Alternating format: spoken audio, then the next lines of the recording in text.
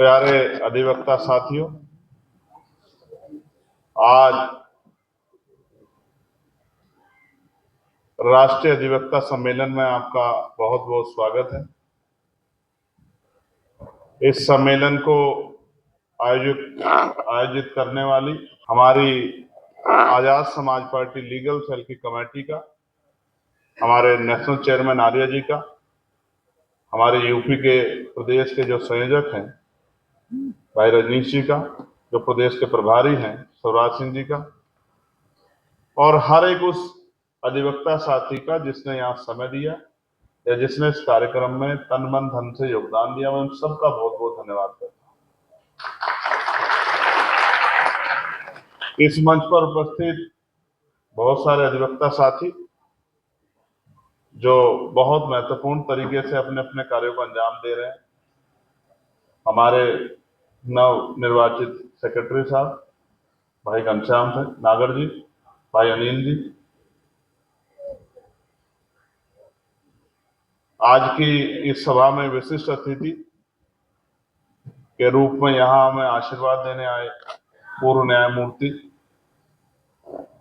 जिनका जीवन संघर्ष जो है, अभी मेरी चर्चा उनसे हुई है, मैं उनसे एक आग्रह भी करूंगा कि वो अपने जीवन संघर्ष को लोगों के बीच में लाएं।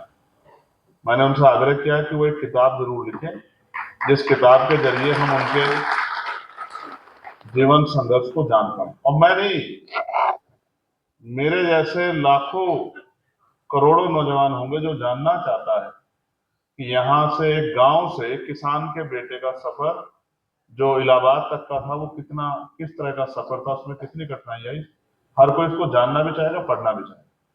तो मैं आपका यहाँ आने पर, और जो मैंने आपसे आग्रह किया, अगर आप उसको अपने मन में प्रयास करेंगे तो मुझे बहुत खुशी है। प्यारे साथियों, सहारनपुर में, क्योंकि मैं सहारनपुर में जन्मा हूं, और जो हमारे मुकदमे हैं वहां के, उनमें हमारी मदद कर रहे चौधरी साहब, और वहां इलाहाबाद में उन मुकदमों में हमारी मदद कर रहे उनके बेटे दूसरे हमारे चौधरी दिलनवाज चौधरी साहब का मैं इनका बहुत बहुत धन्यवाद करता हूं। और जो हमारी गाजियाबाद की लीगल सेल की टीम है, जो मुझसे पहले पहुंच के सारी समस्याओं का समाधान करवाने में मदद कराती है, मैं उसका भी बहुत बहुत, पूरी टीम का बहुत बहुत धन्यवाद करता हूँ। भाई बादशाह खान जी और हमारे रिटायर्ड सीओ कल्याण सिंह जी, मैं आपका भी आभार प्रकट करता हूं। दिल्ली की टीम का, उनका भी आभार प्रकट करता हूं। अपनी बात को शुरू करने से पहले सभी संतों, गुरुओं और महान पुरुषों को नमन करता हूं।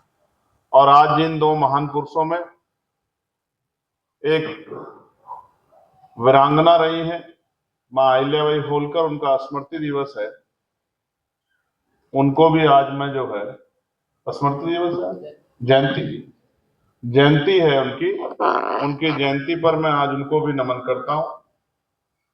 और संत राम बी ए प्रजापति जी, जिनके योगदान को अगर मैं थोड़ा सा प्रकाश डालूं तो आपको समझ आएगा, उनकी आज स्मृति दिवस है, उनको भी मैं इस मंच से नमन करता हूं। संत राम बी ए प्रजापति जी वो शख्स थे जिन्होंने जाति पाति तोड़क मंडल में बाबा साहब अम्बेडकर को मुख्य अतिथि के रूप में बुलाया। हालांकि वो विरोध के कारण बाबा साहब वहां नहीं जा सके, तो बाबा साहब जो भाषण अपना देना चाहते थे उसको बाबा साहब ने वहां तो नहीं दे पाए, तो एक किताब के रूप में संकलित किया। उस किताब का नाम है एनिहिलेशन ऑफ कास्ट, जाति का विनाश। वो किताब आपके जैसे करोड़ों लोगों के लिए परिवर्तन का एक बहुत बड़ा शानदार विचार है, उसको भी हमें पढ़ना चाहिए। मैं भगवान बुद्ध से लेके और मान्यवर काशीराम साहब तक जितने भी हमारी अजीम शख्सियतें रही, जिनकी वजह से कहीं ना कहीं हमारे जीवन में हमें कुछ प्रेरणा मिली है, मैं उन सभी को आज नमन करता हूं। डॉक्टर बाबा साहब अम्बेडकर को नमन करता हूं। और जब मैं भारत के इतिहास को भी देखता हूं तो मुझे लगता है कि जिस भी कामयाब व्यक्तित्व का, महापुरुष का योगदान, चाहे आजादी में हो या सामाजिक परिवर्तन में मैक्सिमम वो वकील रहे हैं। ये भी एक बहुत शानदार बात जो है हिस्टोरिकल हमारे सामने।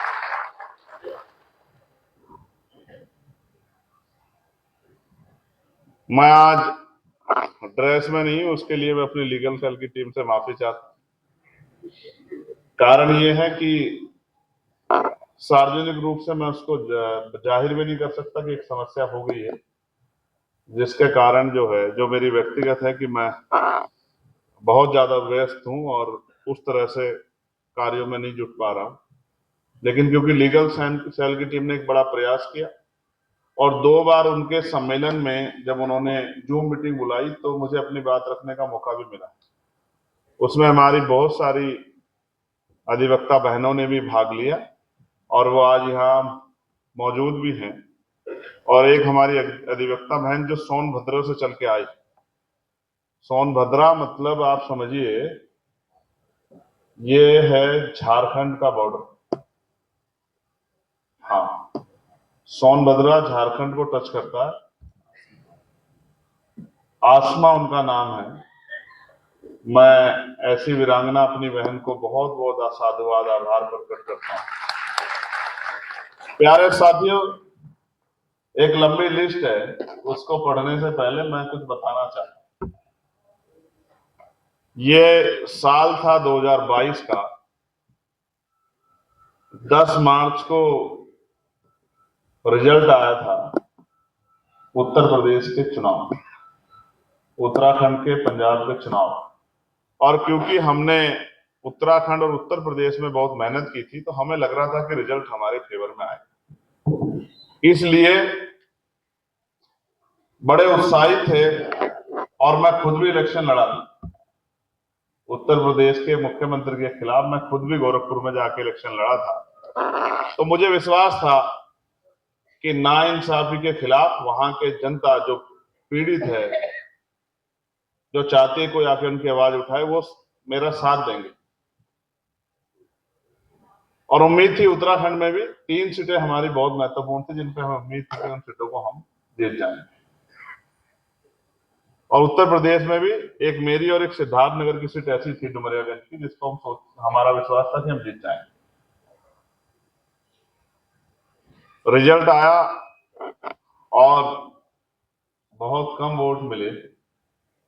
कोई आदमी बहुत ईमानदारी से किसी काम को करे, जैसे आप वकील साथी करते हैं, और आपका मेहनताना आपको ना मिले, कैसा महसूस होता है? जिस केस के लिए आप जी जान लगा दो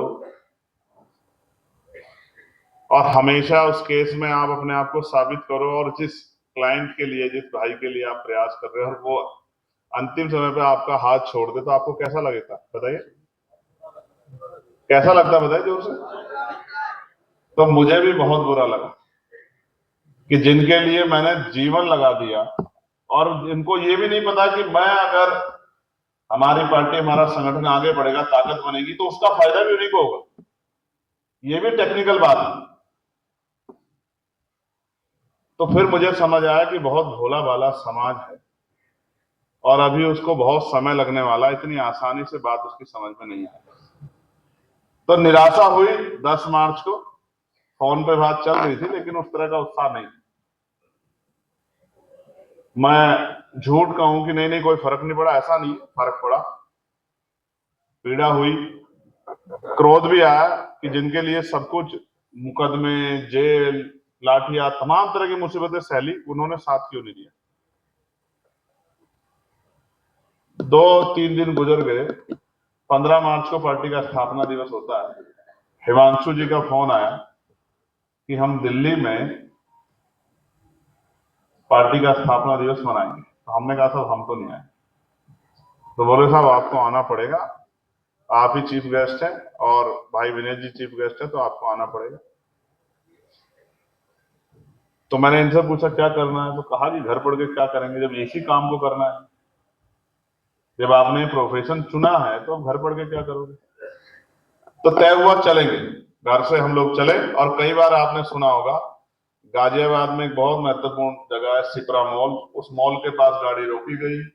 मैं मॉल में गया, मॉल से मैंने एक कुर्ता खरीदा, वह कुर्ता मैंने पहना, थोड़ा सा कॉन्फिडेंस लेवल बढ़ा, और फिर मैं यही मैं आपको बताना चाह रहा हूँ कि जगह का महत्व क्या होता है। मैं इसी जगह पर मुख्य अतिथि के रूप में आया, इसी जगह, यही हॉल था। 15 मार्च 2022 का दिन था। इसी तरह पूरा हॉल और ऊपर वाला सब भरा हुआ था। मैं यहाँ आया, फिर मैंने सोचा जिससे प्यार करने वाले दिल्ली में इतने लोग हैं, वो हार कैसे सकता है यार। फिर सबकी बातें रखी गई, यहीं से मन में उत्साह पैदा हुआ, और बस ये हो रहा था कि जल्दी से माइक मेरे हाथ में आए और मुझे अपनी बात को रखने का मौका था। और जब मेरे हाथ में माइक आया तो मैंने पहली लाइन ही कही कि जिनको लगता है कि हार गया, हार के टूट जाएगा, उनको मैं बताना चाहता हूं कि मैं एक टीचर का बेटा हूं, मिट्टी से निकल के आया हूं, खेती किसानी से निकल के आया हूं।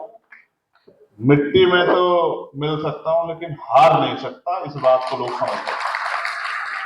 और यही संकल्प हुआ कि इस अपमान को सम्मान में बदलना। ये जगह उस जगह की गवाह है, उस बात की गवाह है। और प्रिय साथियों, आज हम 2025 में हैं और मेरे बहुत सारे शानदार साथी इधर बैठे हैं जिनको मैं अपनी नजरों से देख रहा हूं, जिनका बहुत बड़ा योगदान है इस आंदोलन को यहां तक पहुंचाने में। और ये तय हुआ कि लोकसभा लड़नी है। मैंने कहा किसी और को लड़ा दो, तो कहा नहीं, आप ही को लड़नी है, क्योंकि जब तक पार्टी की तरफ से आप जाके वहां अपने स्तर से बात नहीं रखोगे तब तक लोगों तक बात नहीं जाएगी, क्योंकि आपकी बात को सुनने वाले लोग ज्यादा हैं। अगर इसी बात को कोई और रखेगा तो उतने लोग नहीं सुनेंगे, जिस बात को आप रखोगे उसको बहुत सारे लोग सुनेंगे। अंत उनकी मेहनत सफल हुई और अभी 4 जून बहुत जल्दी आने वाला है। मैंने दिशा की एक कमेटी बनती है, निगरानी कमेटी, विकास और निगरानी की कमेटी बनती है, जिसमें लोकसभा सांसद उसके अध्यक्ष होते हैं जिलों में। तो मैंने इस बार दिशा कमेटी की मीटिंग की थी, रिजल्ट आया 4 जून को, मुझे 1 साल हो जाएगा। मैंने वो दिशा कमेटी की मीटिंग बिजनौर में 4 जून की रखी है। मैं 4 जून को वहां जाऊंगा, क्योंकि पिछली 4 जून को मैं इस समय संघर्ष के दौर में था और ये नहीं पता था कि बंद डब्बों में क्या है। लेकिन क्योंकि जिस तरह की मेहनत की थी, और आप लीगल सेल के साथियों ने, तमाम साथियों ने वहां जाके मेहनत की, हर आदमी ने अपना योगदान दिया, तो ये विश्वास था कि इन सबकी मेहनत विफल नहीं जाएगी। और लोगों की उम्मीद, माओ का आशीर्वाद, बहनों का प्यार, बुजुर्गों का आशीर्वाद, तमाम कमजोर वर्गों के दिल की इच्छा, और उस इच्छा ने एक शक्ति को जन्म दिया। और उत्तर प्रदेश से चंद्रशेखर आजाद समाज पार्टी के कार्यकर्ता, भीम आर्मी का, वो मेंबर ऑफ पार्लियामेंट बनकर दिल्ली आए।